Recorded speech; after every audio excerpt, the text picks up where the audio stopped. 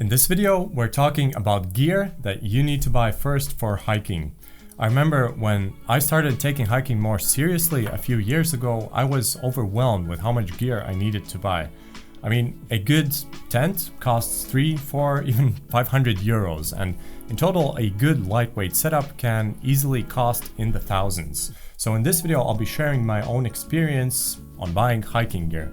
I'll tell you which items, in my opinion, should you get first, which ones could be replaced with cheaper alternatives, and which items should you buy later when you already own most of your important hiking gear. If you want to avoid blisters altogether and let your feet still feel good after a long day of hiking, then the first item that you should get is a good, comfortable pair of hiking shoes together with merino wool socks. This really was a game changer for me personally. I used to hike with regular cotton socks and a big pair of boots, and I think most people do something similar when they're just starting out. I would get blisters almost from any hike. Then I switched to cheaper merino wool socks and a more comfortable pair of hiking shoes, and I would get blisters pretty rarely. And now on my last through hike, I switched to the Silverlight hiking socks, which I reviewed in another video, and a pair of really comfortable wide trail runners from Decathlon. I didn't get a single blister while hiking 30, 40, even 50 kilometers every day for over a month. In my opinion, people should buy good socks and shoes first, because then they'll have a more pleasurable experience. I won't be explaining what kind of shoes exactly should you get in this video, because I already did it in another one. But essentially get something breathable and comfortable with plenty of room for your toes.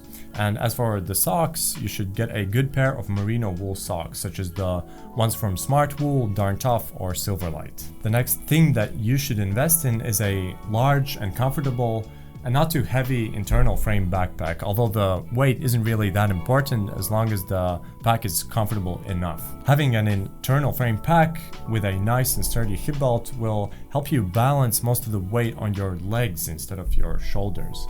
You should also learn how to properly adjust all the straps, because if they aren't properly tightened, then your shoulders will basically hurt anyway. For people who are new to hiking, I wouldn't recommend getting ultralight packs. When you're starting out, your gear will probably be pretty heavy, and ultralight packs just don't do well with weight because they don't have an internal frame. Instead, I would recommend getting something like the Teton Sports Scout 3400 or the Explorer 4000. They're both very durable, comfortable, and best of all, they're very cheap. If you have a bit more money to spend, then it would definitely be beneficial to buy a pack from Osprey instead. I would personally recommend the Osprey Atmos. Several of my friends have this model, so I've tried it on and it's very, very comfortable. It is pretty expensive and it's not the lightest pack, but in terms of comfort, I haven't worn anything more comfortable myself. Next item that you should probably get is a lightweight hiking tent. Usually in the beginning, people hike with heavy, big camping tents, and by getting a lightweight tent, you can save so much weight.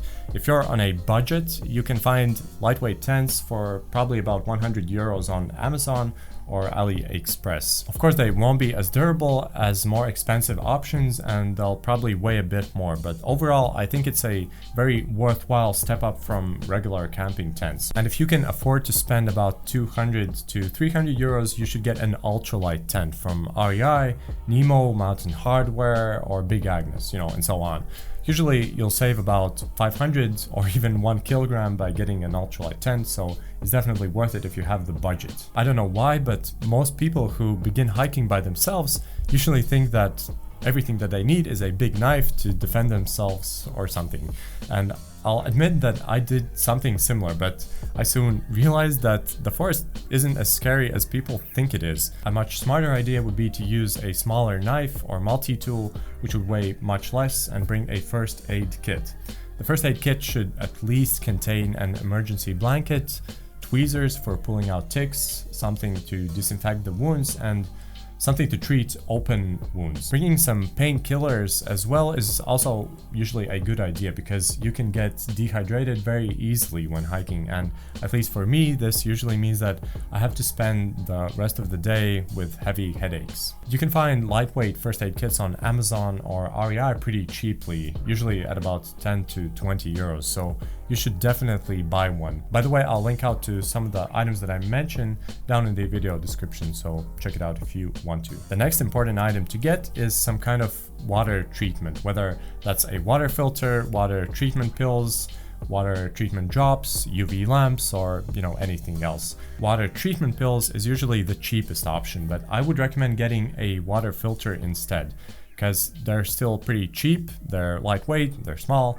and you can filter water with them much more quickly than with water treatment pills. Honestly, this is a necessity if you're planning on hiking for multiple days.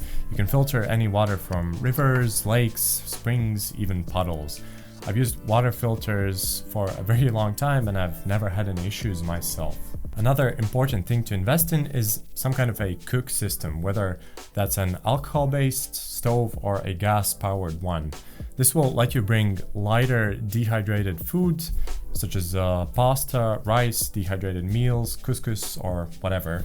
You can actually save a lot of weight by cooking your own food. A somewhat expensive cook setup with a pot, spork, cup, and a stove would cost about 60 to 100 euros, but you could also get a cheaper kit from Amazon, which is what I did when I just started out. By getting a more expensive kit, you're saving some weight, but not too much, so if you're on a budget, definitely get the cheaper kit instead. Most beginners don't actually know what to do when you need to do the number 2 while hiking. You just do it wherever and leave a big mess afterwards, but it isn't pretty. Instead, you should get a cheap trowel with which you can dig like a small cat hole and bury everything when you're finished. It costs only 10 to 30 euros, it doesn't weigh anything, so really you shouldn't have any excuses for not bringing one. Personally, when I just started out, I thought that trekking poles were mostly meant only for old people, but that's just not true. While through hiking or whenever I hike in the mountains, I use 2 trekking poles. First of all, by using trekking poles, you aren't just using your legs anymore, so it offers a more even workout for your whole body and you get to take basically some weight off of your legs. I like to think of trekking poles as 2 additional points of contact, so you aren't walking with just 2 legs anymore. You're walking with 4. When walking forward on flat terrain, they can help you move a bit faster. When walking uphill, they offer more stability and it's easier for your legs. They're especially handy when you're walking downhill because they preserve your knees, and a lot of thru hikers, including me, eventually develop problems with their knees. They also offer more stability, so there's obviously less potential to fall. They're also good when crossing small streams, when crossing mud, puddles, or whatever, where you need some stability to cross this small thing basically and not fall into it. They're also good for protecting yourself against herding dogs, which can be especially aggressive, and you can find them in the mountains when you're hiking solo. And also you can set up some tents with trekking poles and save some weight by not bringing the original poles of the tent. Expensive ultralight ones will cost about 100 euros, but honestly, you could also get cheaper trekking poles from Decathlon, Sports Direct, or Amazon for 20 to 50 euros. Of course, they will be less durable and they'll be a bit heavier, but you should know that trekking poles do tend to break eventually. On my thru hike, I broke my expensive Black Diamond trekking poles, which I bought for over 100 euros. I finished the hike with cheaper, heavier poles, and I personally didn't feel much difference. If you don't want to purchase a headlamp, obviously you can use the flashlight from your phone. Just keep in mind that it drains the battery pretty quickly and it isn't really an option if you'll be hiking in the rain. So if you can, just purchase a cheap rechargeable headlamp from Amazon, which is what I did, and it still works today after several years. Dry sacks keep all of your stuff dry inside of your backpack. You just throw all of your items inside the dry sack, close it, and then put it inside the backpack. The only downside is that they cost about 20 to 50 euros, so instead you could use a large trash bag, which basically works just as well.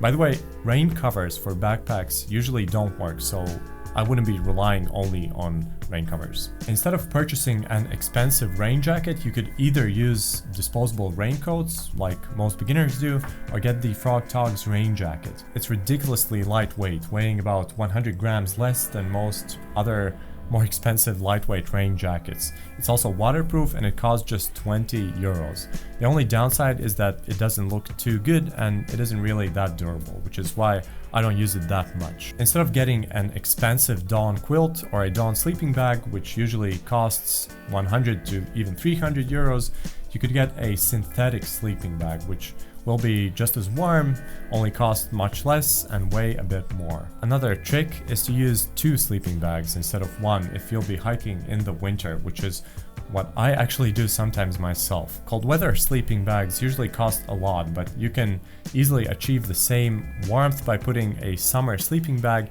inside of a 3-season one. It will obviously take up much more space in your backpack and it will weigh more, but if you're on a budget, honestly, who cares? You can always upgrade later. When I just started out, I wanted to buy all the best gear all at once, but now when I have some experience, I can honestly say that it definitely isn't worth it, especially if we're talking about ultralight items. My advice would be to get a cheap, lightweight setup first, get to know how everything works out for you, and only then invest in a more expensive ultralight setup.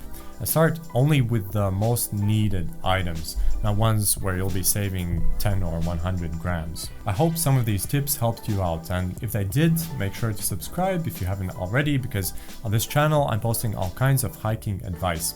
Anyway, thanks for watching and I'll see you next time. But only if you subscribe. Bye!